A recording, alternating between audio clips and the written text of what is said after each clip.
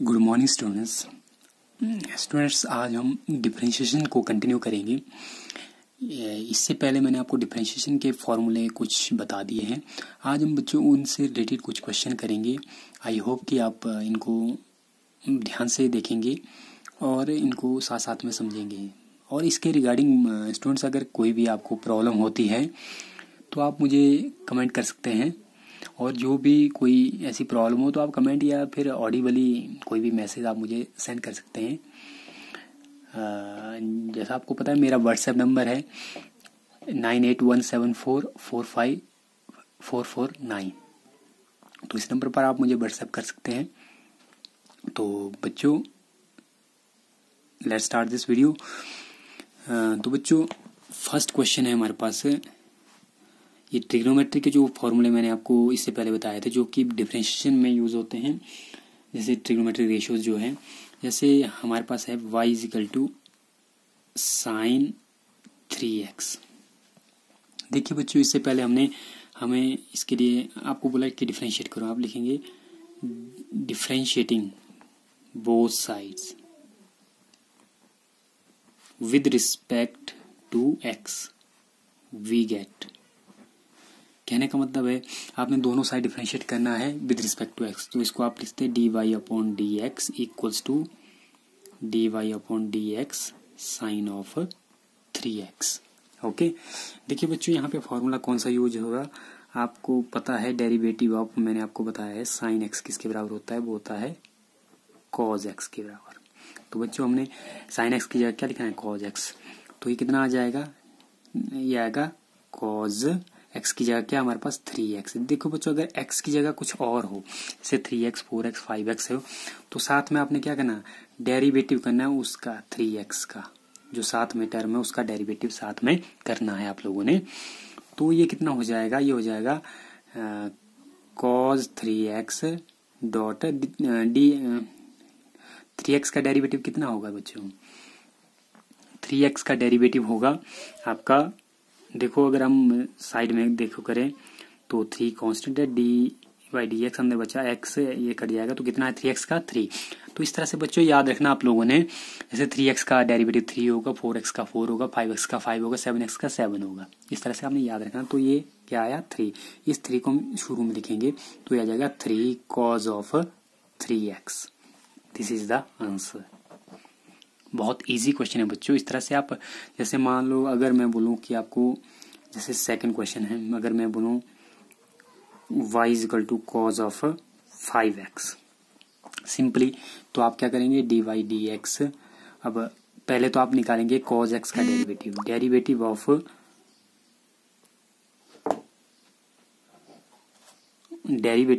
cos x,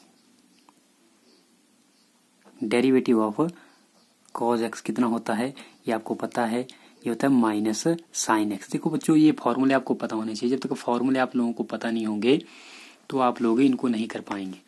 तो इस तरह से cos x का -sin x, तो ये कितना आ जाएगा -sin 5x, क्योंकि यहाँ x की जगह 5x है तो अगेन हमें डेरिवेटिव निकालना पड़ेगा 5x का।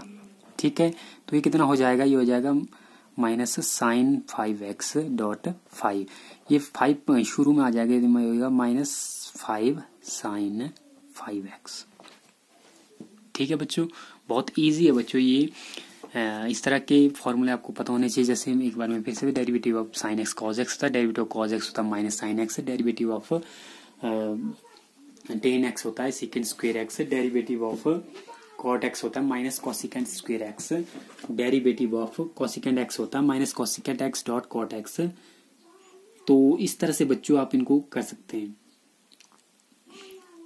देखिए बच्चों एक चीज आपने इसमें एक जैसे छोटा सा जैसे मैथ एक तरीका है इनको याद करने का, जो भी ट्रिग्नोमेट्रिक रेशियो जो है सी से स्टार्ट होता है तो उनका जो डेरिवेटिव हमेशा नेगेटिव आएगा। जैसे डेरिवेटिव ऑफ cos x क्या है -sin x, derivative of cosecant क्या होता है, कोसिकेंट x किसके बराबर होता है, ये होता है -cosecant x dot cot x, derivative of cot क्या है, cot x किसके बराबर होता है -कोसिकेंट स्क्वायर x। इस तरह से आपने इनको याद करना है। देखो बच्चों अब एक अगला हम क्वेश्चन लेते हैं। नेक्स्ट क्वेश्चन हम लेते हैं बच्चों क्वेश्चन नंबर 3 जैसे यहाँ हम जैसे बच्चों अब एक ऐसा क्वेश्चन लेते हैं जहाँ पे y किसके बराबर है, x साइन x के बराबर। अब देखिए बच्चों यहाँ पर हमारे पास 2 टर्म है, यहाँ पर हमारे पास 2 टर्में आ गई, ये जो कि प्रोडक्ट में आ गए एक दूसरे के। तो प्रोडक्ट में जब 2 टर्में आई बच्चों तो इसका हमने फॉर्मूला पढ़ा है।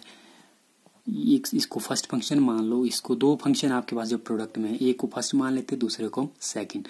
तो बच्चों हमने इससे पहले फॉर्मूला किया है डेरिवेटिव ऑफ यू वी किसके बराबर होता है, यू फर्स्ट फंक्शन होता है, बी सेकंड फंक्शन होता है। First function as it is derivative of second function plus second function as it is derivative of first. ठीक है, तो इसी तरह से हमारे पास फर्स्ट फंक्शन एक्स है, उसी तरह से d y upon d x किसके बराबर हो जाएगा बच्चों, ये हो जाएगा first function as it is derivative of second, second क्या है sine x plus second function as it is derivative of first. Clear है।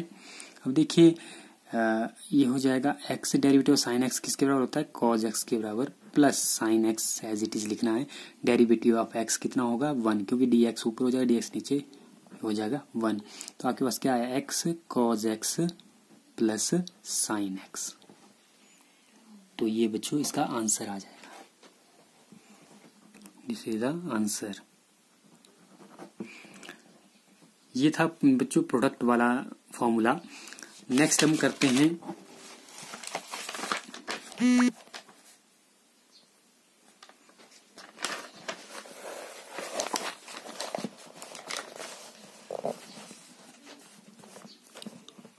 नेक्स्ट क्वेश्चन करते हैं बच्चों हम, जिसमें हमने एक जो न्यूमरेटर डिनोमिनेटर वाला फॉर्मूला लगाया था। जैसे मान लो हमारे पास है जैसे हम कोई क्वेश्चन लेते हैं, कितने क्वेश्चन के 4th क्वेश्चन हम कर रहे हैं। जैसे मान लो y इज इक्वल टू हमारे पास है x अपॉन इसको हम लेते हैं जैसे x upon 10x, x upon 10x, x upon 10x। देखो बच्चों यहाँ पे हमारे पास फॉर्मूला कौन सा लगेगा, यहाँ पे फॉर्मूला हमारे पास देखो बच्चों जब हमने y equal to u upon v है इसको डिफरेंशिएट किया था तो यह d y upon d x किसके बराबर आता था, denominator as it derivative of numerator minus numerator as it derivative of denominator upon denominator का स्क्वायर, ये आता था बच्चों। तो इसको हम कैसे करेंगे, d y upon d x किसके बराबर हो जाएगा, ये हो जाएगा बच्चों देखो डिनोमिनेटर क्या है 10x as it is derivative of numerator minus numerator as it is derivative of denominator, denominator की जगह क्या है डिनोमिनेटर है बच्चों। जो हिंदी मीडियम वाले स्टूडेंट्स हैं उनके लिए थोड़ी मुश्किल होती है, तो इसलिए मैं साथ साथ में बता रहा हूँ। न्यूमरेटर होता है अंश, डिनोमिनेटर होता है हर। तो बच्चों इसके पूरे होल अपॉन क्या आएगा, डिनोमिनेटर का स्क्वायर, डिनोमिनेटर क्या है 10 स्क्वायर एक्स आ जाएगा। कितना आ जाएगा 10 स्क्वायर एक्स, 10 स्क्वायर एक्स। अब देखिए बच्चों ये कितना हो जाएगा 10x डेरिवेटिव ऑफ x कितना होगा 1 minus x derivative of 10x का डेरिवेटिव मैंने क्या बताया था, ये होता है बच्चों second square x, second square x बटे में 10 स्क्वायर एक्स। ठीक है बच्चों।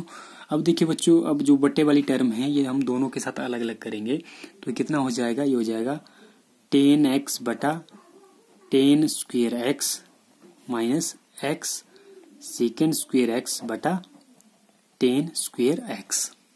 देखिए बच्चों ये कैसे होगा, यहाँ तो 10x से एक 10x कटे क्योंकि बराबर टर्म नहीं होती है, जो जहाँ ज्यादा वाली पावर होती है तो उससे पावर को हम काट लेते हैं, पूरा नहीं काटेंगे आप, सिर्फ पावर को इसमें कट के जाता है। 10x से एक 10x कट गया, यहाँ बचेगा बटे में एक 10x बचेगा, अब 10x माइनस यहाँ x।